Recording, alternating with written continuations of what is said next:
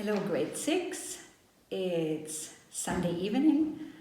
I'm again at school, as you can see. I'm in the Fremdsprachenraum and I'm about to record this Monday video for you. I hope you all had a wonderful long weekend and I hope you're ready for some English. Today we are not going to do tongue twisters, but continue to exercise the tongue twisters that you already know. Today we are going to do 3 riddles. A riddle is something which seems like a very easy and short question, but it's something where you really have to think to find the correct answer. So it's a Rätsel, exactly, and I have 3 riddles for you. I'm very excited to see who can find the correct answer. So riddle number 1 is, what goes upstairs and downstairs without moving? What is it? Riddle number 2, what kind of room has no windows or doors? A room with no windows, with no doors? That's strange, but I'm sure you'll find the answer. And riddle number 3 is, what can fill a room but takes up no space?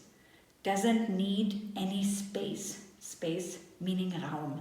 So something that can fill a room but doesn't need space. Braucht keinen Platz. So these were the 3 riddles, and I'm looking forward to getting your answers. Then, next thing, grammar.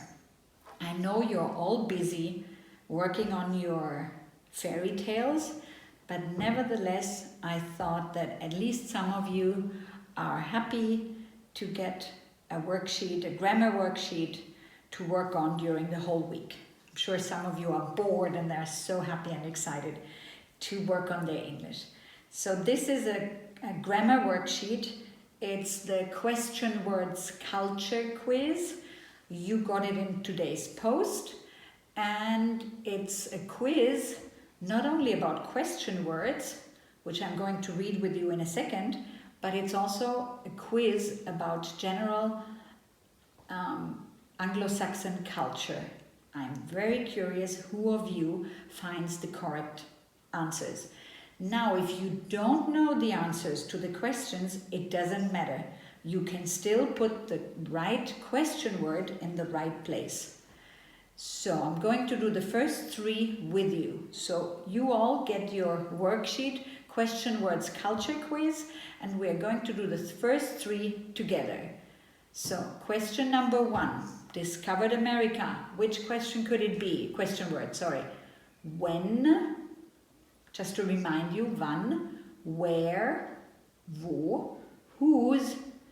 Question word that we haven't used that much means wessen, who, wer, kann auch wen bedeuten, but wen oder wem would actually correctly speaking be whom, but some people use who. Why, warum, how many, wie viele, which, welches, welche, welcher, and what, was, oder wie. Number 1, so number 1 would be, who discovered America? Now if you know the answer to it, then look on the right side and find Christopher Columbus, exactly. So the letter would be W and you would put W under the number 1. Second question, all of you can put the correct question word here again. Another who discovered Australia, and the correct answer would be Captain Hook. Now if you don't know that it was Captain Hook who discovered Australia, it doesn't matter, but you can still put the correct question word. Number 3, do people go surfing in Australia? It could be, when do people go surfing in Australia? Wann gehen sie? Where do people go surfing in Australia? Wo gehen sie surfen? Or it could be, why do people go surfing in Australia? Warum gehen sie surfen? So now look if there's an answer on the right side which fits. And F, do they go surfing because they want kangaroos? To see kangaroos? No. So the correct letter is P, because there are a lot of big waves. So then the answer would be, of course, why do people go surfing in Australia? Now, if you don't know the correct answer, you can still write the question words which could fit, which could work. So in this case, the correct answer would be why. But if you put where or when, this would also be okay. So I hope all of you understood this, and I'm curious to see who of you can do it. As always, I'm going to put the correct answer sheet, the answer key, on the intranet on Wednesday. So much for grammar. And now my third point for today is your fairy tale. Most of you have found a partner now to work with.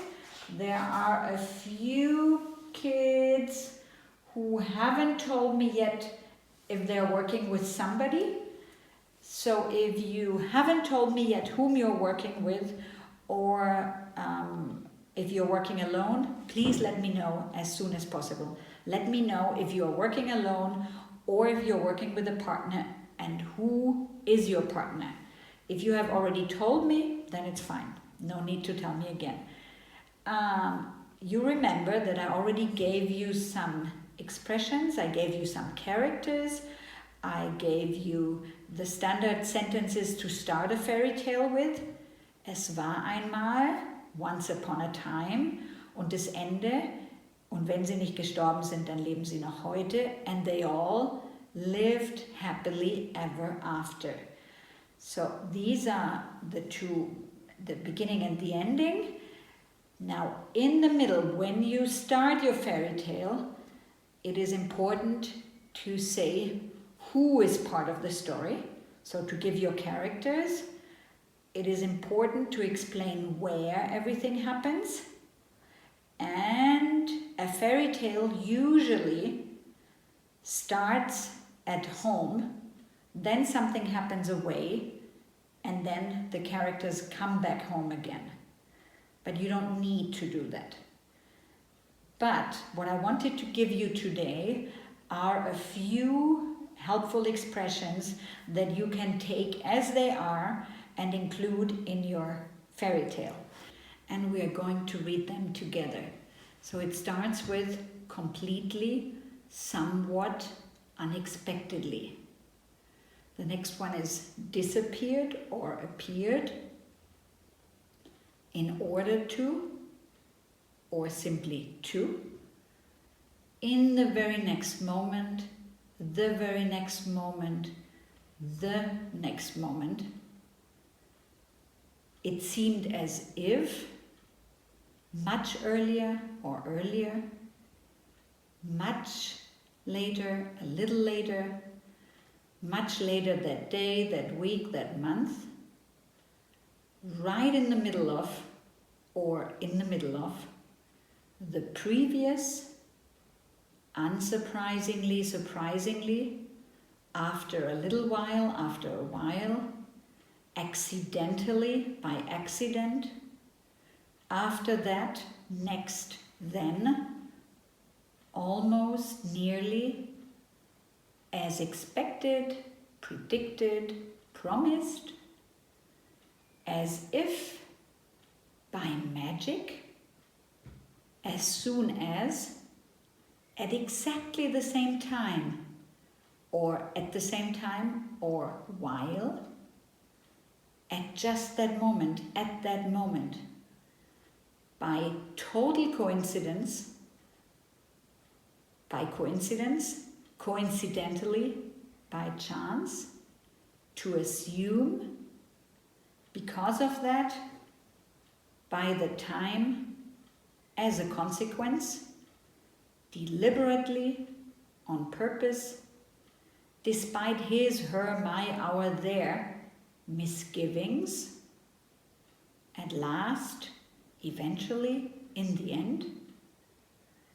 Finally, for just a moment, for a second, at once, immediately, straight after, luckily, meanwhile, in the meantime, out of the blue, so he, she, they managed to escape, for example, so that still, strangely or strange, a strange noise, but strangely he couldn't see anything.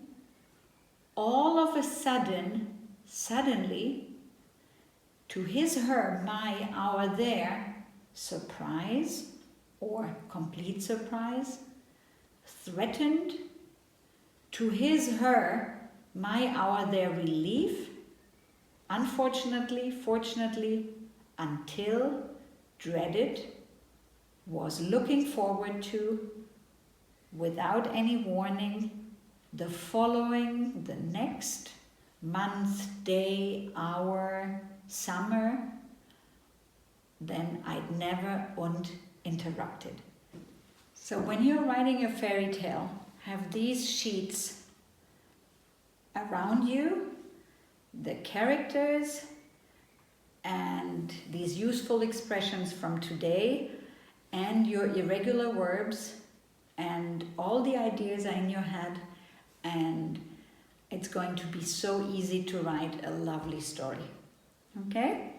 So this is all for today. As always, you'll get another video on Wednesday. The grammar exercise that I send you is until the end of the week for those who have time. I don't want to stress you. If you don't have time, then please don't get stressed. And we're going to have another Zoom meeting on Thursday at 4 o'clock. And I'm looking forward to seeing some of you there. Have a wonderful start into the week. Tomorrow, I know that some teachers will come see you.